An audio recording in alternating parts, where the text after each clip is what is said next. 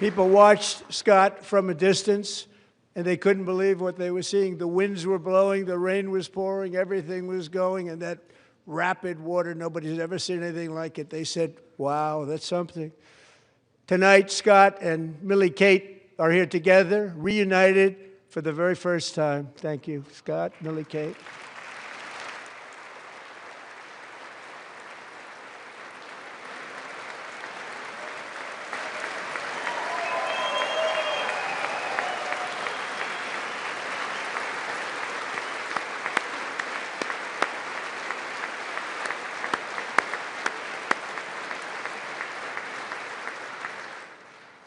And Petty Officer Ruskin, I'm pleased to inform you that I am now awarding you the Legion of Merit for extraordinary heroism, which is what it was, extraordinary heroism. Thank you.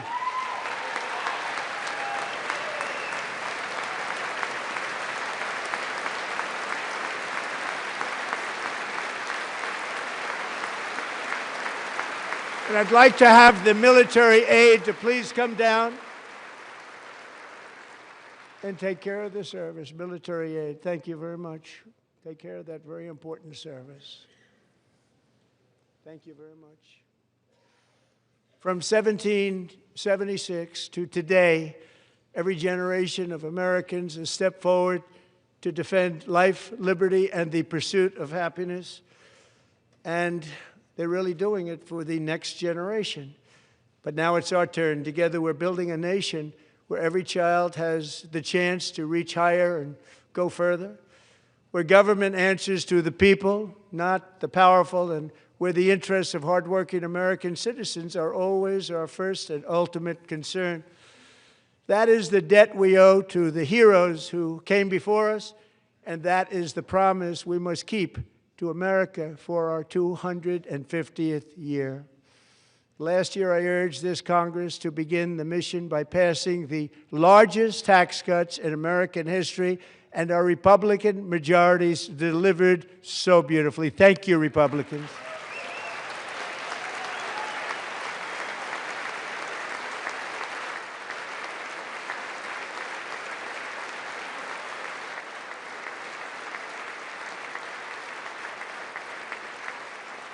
All Democrats, every single one of them, voted against these really important and very necessary massive tax cuts.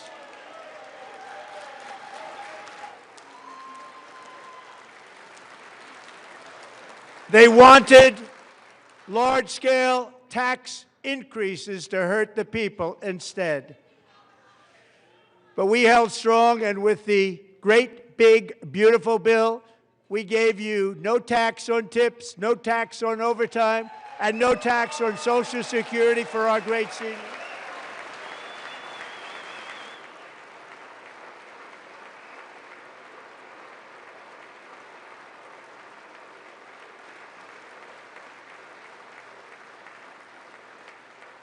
And we also made interest on auto loans tax deductible the first time, but only if the car is made in America.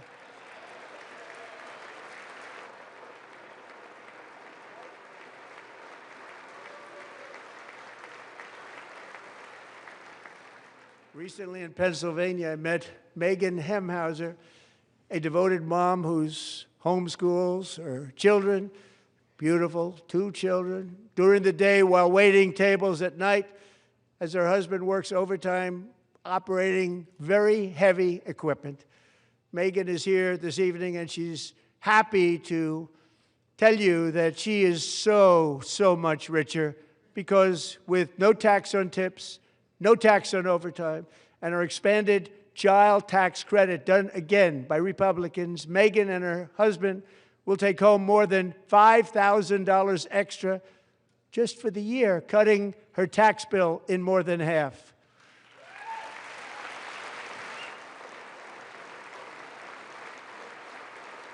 Megan, please stand up. We're fighting for you, Megan. Thank you, Megan. Thank you, Megan. We're fighting for you, Megan. Under our bill, parents like Megan can also activate their children's brand new Trump accounts. And I didn't name it. I did not name it. I did not name that.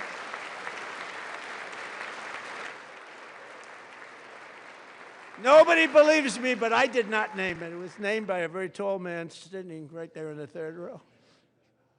Nice man, a good man. Tax-free investment accounts for every American child. This is something that's so special and has taken off and gone through the roof. Millions will be pre-funded courtesy of the U.S. Treasury and private individuals like Michael and Susan Dell, who have donated $6.25 billion to fund the Trump accounts for 25 million American children. They're great people.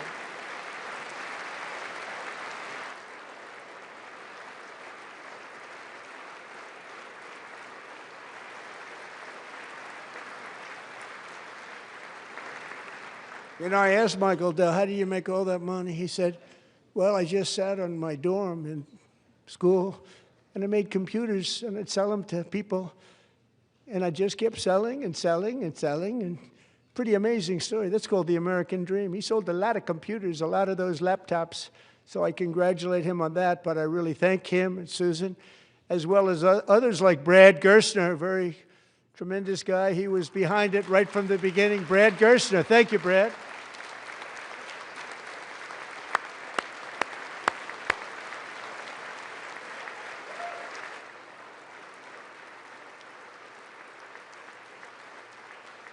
So with modest additional contributions, these young people's accounts could grow to over $100,000 or more by the time they turn 18. Think of it. How much money is that for somebody that started with nothing?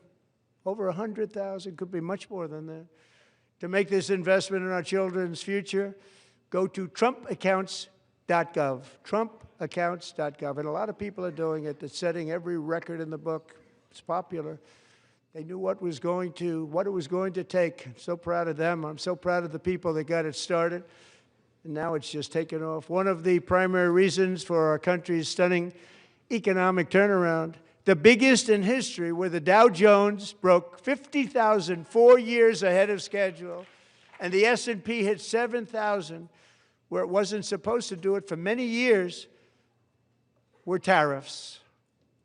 I used these tariffs, took in hundreds of billions of dollars to make great deals for our country, both economically and on a national security basis.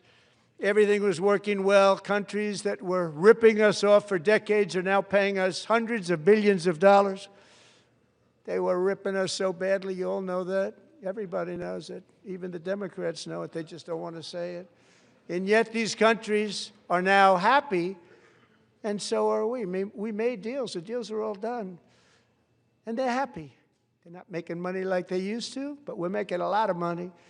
There was no inflation, tremendous growth, and the big story was how Donald Trump called the economy correctly, and 22 Nobel Prize winners in economics didn't.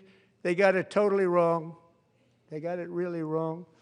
And then just 4 days ago, an unfortunate ruling from the United States Supreme Court. It just came down. It came down. Very unfortunate ruling. But the good news is that almost all countries and corporations want to keep the deal that they already made, right, Scott? Knowing that the legal power that I, as president, have to make a new deal could be far worse for them, and therefore they will continue to work along the same successful path that we had negotiated before the Supreme Court's unfortunate involvement. So despite the disappointing ruling, these powerful country-saving, it's saving our country, the kind of money we're taking in, peace-protecting. Many of the wars I settled was because of the threat of tariffs. I wouldn't have been able to settle them without.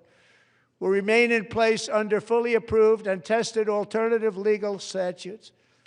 And they have been tested for a long time.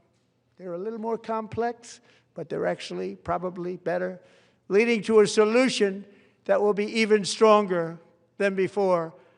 Congressional action will not be necessary. It's already time-tested and approved. And as time goes by, I believe the tariffs paid for by foreign countries will, like in the past, substantially replace the modern-day system of income tax, taking a great financial burden off the people that I love.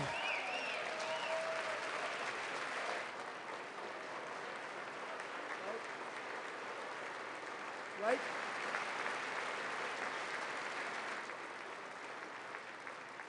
Moving forward, factories, jobs, investment, and trillions of dollars will continue pouring into the United States of America because we finally have a president who puts America first. I put America first.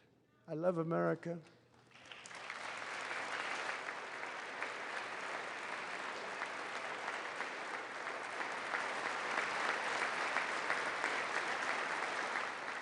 For decades before I came along, we had the exact opposite. From trade to healthcare, from energy to immigration, everything was stolen and rigged in order to drain the wealth out of the productive, hardworking people who make our country great, who make our country run. Under Biden and his corrupt partners in Congress and beyond, it reached a breaking point with the Green New scam, open borders for everyone. They poured in by the millions and millions from prisons, from mental institutions. They were murderers, 11,888 murders. They came into our country. You allowed that to happen. And record-setting inflation that cost the typical family $34,000 in just a speck of time. Now the same people in this chamber who voted for those disasters suddenly used the word affordability, a word. They just used it. Somebody gave it to them, knowing full well that they caused and created the increased prices that all of our citizens had to endure. You caused that problem. You caused that problem.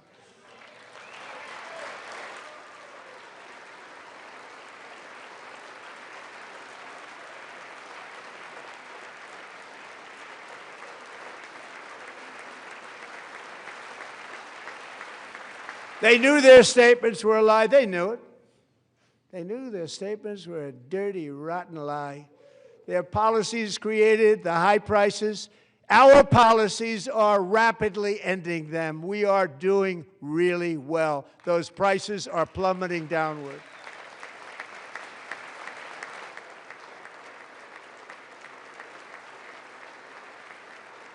The price of eggs is down 60%, Madam Secretary. Thank you.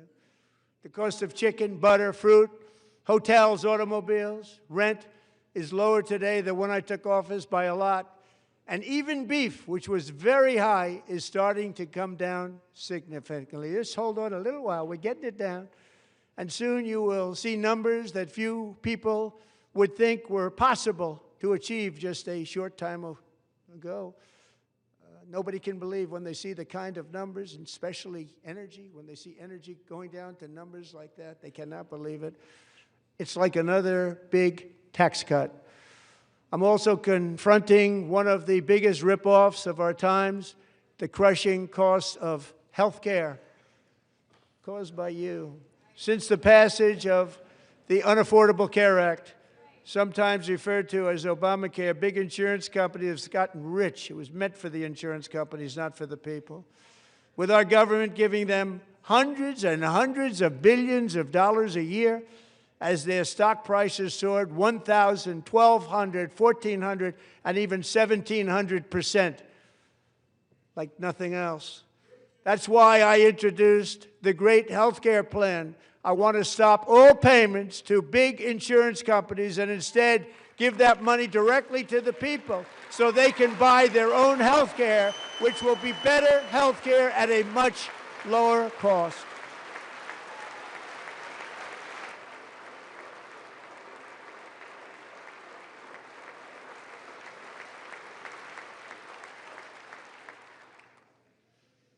In addition, my plan requires maximum price transparency. That's a big deal.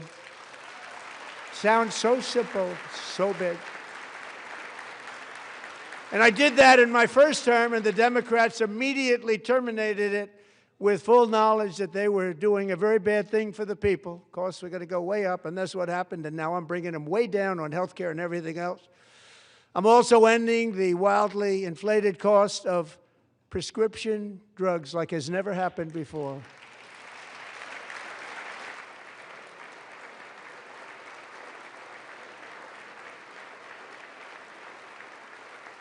Other presidents tried to do it, but they never could. They tried. Most didn't try, actually. But they tried. They said they tried. They couldn't do it. They didn't even come close. They were all talk and no action, but I got it done. Under my just enacted most favored nation agreements, Americans who have for decades paid by far the highest prices of any nation anywhere in the world for prescription drugs will now pay the lowest price anywhere in the world for drugs. Anywhere, the lowest price.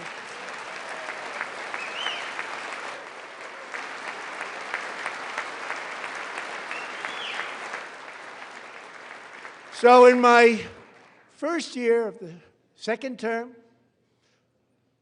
should be my third term, but strange things happen.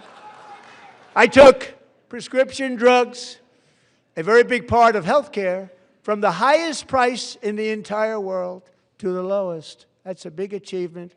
The result is price differences of 300, 400, 500, 600% and more, all available right now at a new website called TrumpRx.gov. And I didn't name that one either, by the way.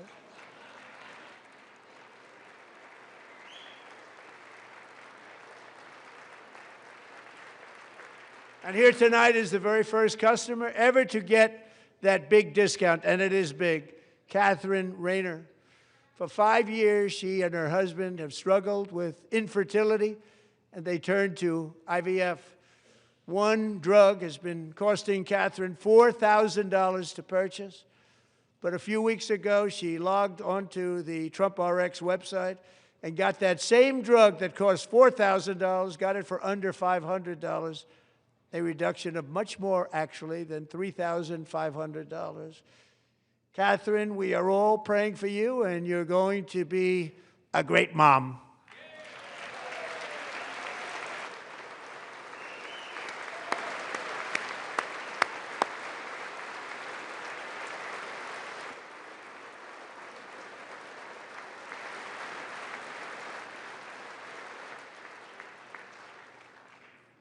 So now I'm calling on Congress to codify my most favored nation program into law. Now, the one thing, I'm not sure it matters because it's going to be very hard for somebody that comes along after me to say, let's raise drug prices by 700 or 800%. But John and Mike, if you don't mind, codify it anyway. They may do it. Codify it anyway. Thank you. Many Americans are also concerned that energy demand from AI data centers could unfairly drive up their electric utility bills. Tonight, I'm pleased to announce that I have negotiated the new Ratepayer Protection Pledge. You know what that is? We're telling the major tech companies that they have the obligation to provide for their own power needs. They can build their own power plants as part of their factory so that no one's prices will go up. And in many cases, prices of electricity will go down for the community and very substantially down. This is a unique strategy never used in this country before. We have an old grid. It could never handle the kind of numbers, the amount of electricity that's needed. So I'm telling them they can build their own plant. They're going to produce their own electricity. It will ensure the company's ability to get electricity while at the same time lowering prices of electricity for you, and could be very substantial for all of you cities and towns. You're going to see some good things happen over the next number of years. Another pillar of the American dream that has been under attack is homeownership. With us tonight is Rachel Wiggins, a mom of two from Houston. She placed bids on 20 homes and lost all of those bids to gigantic investment firms that bypassed inspection, paid all cash, and turned those houses into rentals, stealing away her American dream. She was devastated. Stories like this are why last month I signed executive order to ban large Wall Street investment firms from buying up in the thousands single-family homes.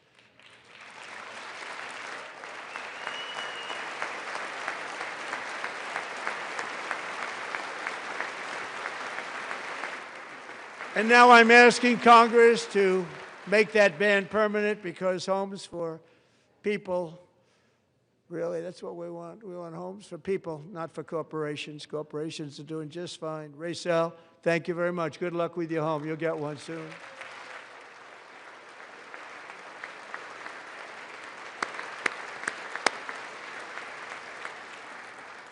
We're also working to make it easier for Americans to save for retirement.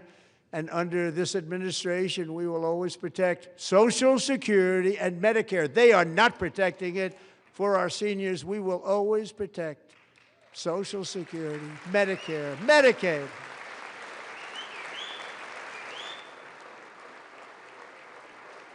Since I took office, the typical 401k balance is up by at least $30,000. That's a lot of money. We have millions and millions of people, because the stock market has done so well, setting all those records. Your 401ks are way up. Yet half of all of working Americans still do not have access to a retirement plan with matching contributions from an employer. To remedy this gross disparity, I'm announcing that next year my administration will give these often forgotten American workers, great people, the people that built our country, access to the same type of retirement plan offered to every federal worker. We will match your contribution with up to $1,000 each year. As we ensure that all Americans can profit from a rising stock market, let's also ensure that members of Congress cannot corruptly profit from using insider information.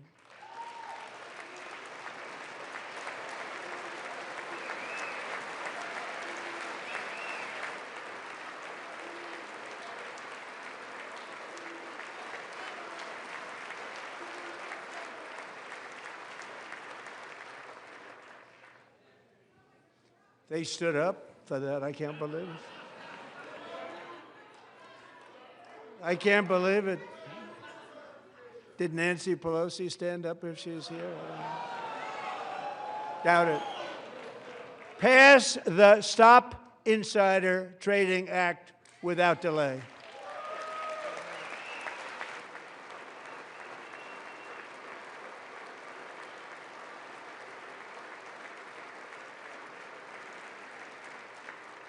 I wasn't sure if anybody, even on this side, was going to applaud for that. I'm very impressed. Thank you. I'm very impressed. But when it comes to the corruption that is plundering, it's plundering America. There's been no more stunning example than Minnesota, where members of the Somali community have pillaged an estimated $19 billion from the American taxpayer. Oh, we have all the information. And in actuality, the number is much higher than that. And California, Massachusetts, Maine, and many other states are even worse. This is the kind of corruption that shreds the fabric of a nation, and we are working on it like you wouldn't believe. So tonight, although started 4 months ago, I am officially announcing the war on fraud to be led by our great Vice President, J.D. Vance.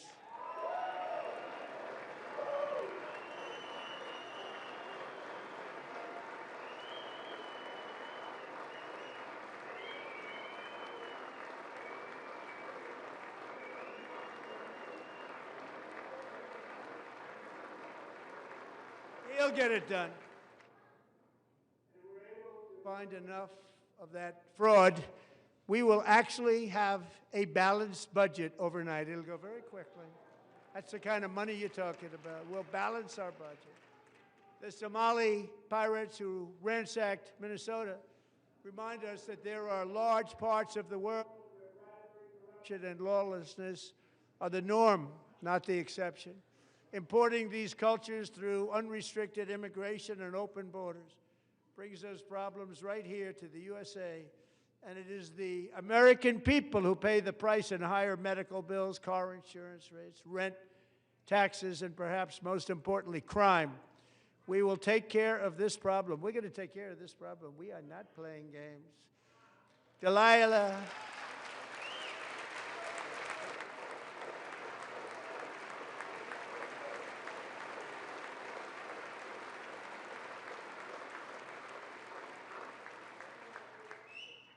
Delilah Coleman was only 5 years old in June 2024 when a 18-wheel tractor trailer plowed into her stopped car traveling at 60 miles an hour or more.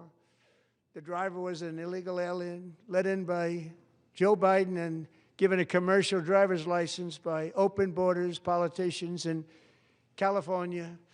Doctors said Delilah would never be able to walk or talk, have a good life. She wouldn't even be able to eat again. But against all odds, she is now in the first grade learning to walk, and she's here this evening with her dad, Marcus, a fantastic man. Delilah, please, you are a great inspiration. Please stand up.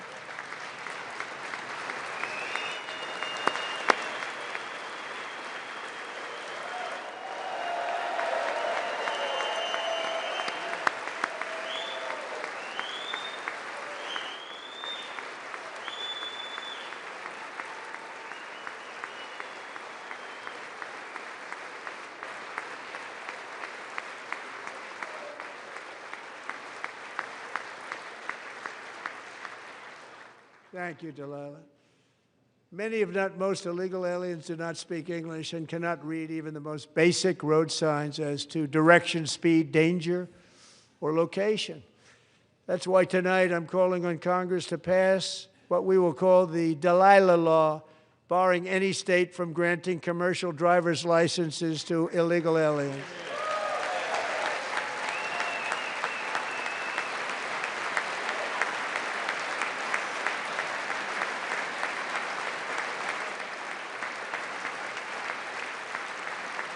And yesterday, as you probably saw at the White House, I hosted a ceremony with Americans who lost their treasured loved ones to the scourge of illegal immigration. People came into our country, how we allowed this to happen with our open borders.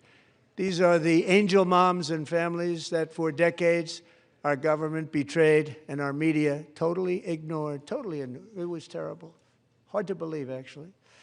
In 2023, a 16-year-old high school cheerleader named Elizabeth Medina was supposed to perform in her town's Christmas parade, but she never arrived. Her mother, Jacqueline, went home to look for her, and she found her lying dead in a bathtub, bleeding profusely after being stabbed 25 times.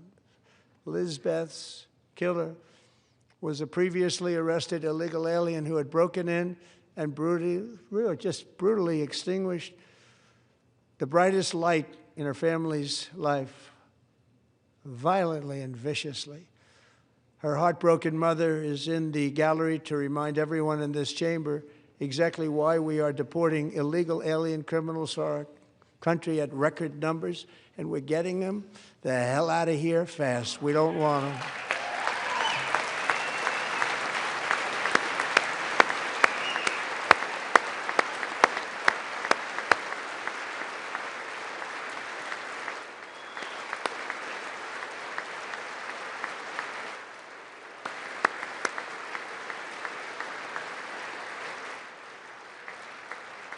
Thank you very much, Jacqueline. Thank you. We can never forget that many in this room not only allowed the border invasion to happen before I got involved, but indeed they would do it all over again if they ever had the chance. If they ever got elected, they would open up those borders to some of the worst criminals anywhere in the world. The only thing standing between Americans and a wide open border right now is President Donald J. Trump and our great Republican patriots in Congress. Thank you. Thank you.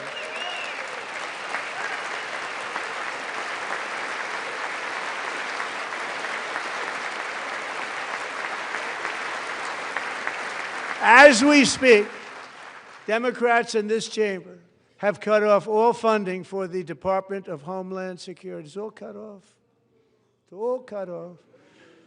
They have instituted another Democrat shutdown, the first one costing us 2 points on GDP.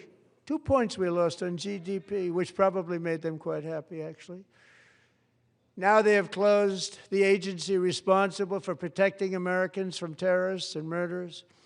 Tonight I'm demanding the full and immediate restoration of all funding for the border security, homeland security of the United States, and also for helping people clean up their snow.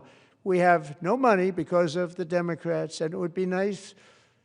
We'd love to give you a hand at cleaning it up, but you gave no money.